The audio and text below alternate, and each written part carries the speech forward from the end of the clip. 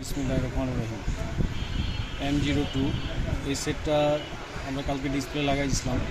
নতুন ডিসপ্লেগুলোতে যেই ধরনের সমস্যা অনেক সময় এই চার্জিংয়ের সমস্যাগুলো ফেস করতে হয়। কিছু টেকনিশিয়ান এই বিপদগুলোতে পড়ে যায়। দেখা যাচ্ছে যে ডিসপ্লে লাগাই দিয়েছে, যেগুলো ডিসপ্লের সাথে সাব পিসিবির কানেকশন, রেবনের কানেকশন, এই কানেকশনগুলো মিস করায় দেখা যাচ্ছে যে চার্জ দেয় না। তখন সেম প্রবলেমটা দেখতে পাচ্ছেন, আজকেও সেম প্রবলেমটা হয়েছে। আমাদের এই ডিসপ্লেটা লাগানোতে আমাদের চার্জিংয়ের কোনো কিছু শো করতেছে না। আমরা চার্জিং কেবল লাগালাম, কোনো কিছু শো করতেছে না, দেখতে পাচ্ছেন। তো আমরা এখন কি করব, এটা তো একটা বিকল্প রাস্তা বের করতে হবে। এই বিকল্প রাস্তার জন্য আমরা এই ইয়েটা করে রাখছি,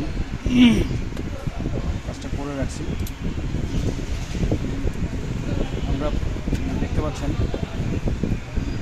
এখানে চার্জিংয়ের যে পজিটিভ লাইন, যেখানে 5 ভোল্ট বের হবে, এবং এখানে সোল্ডারিং করলেও অনেক সময় এগুলো ক্ষতিগ্রস্ত হইতে পারে, যেহেতু অরিজিনাল না। আমাদের এটা হচ্ছে চার্জিংয়ের লাইন, আমরা এখানে খুঁড়ে নিছি, এই জায়গায় পাশে খুঁড়ে নেই যেন কানেক্টরের কোনো ঝামেলা না হয়। আমরা একটু দূরে খুঁড়ে নিছি।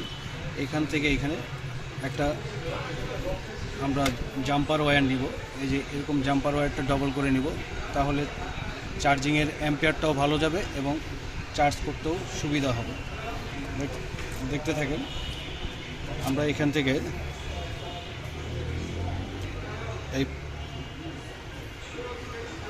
এখানে কানেকশন করে নিলাম। এবার আমরা কানেকশন তারটা সাব পিসিবিতে চলে আসলাম। সাব পিসিবিতে আসে আমরা এখানে একটু ব্লেড দিয়ে কানেকশনটা বের করে নিয়েছি। আমরা এইখানে তার দিয়ে জাম্পার করে দিলাম।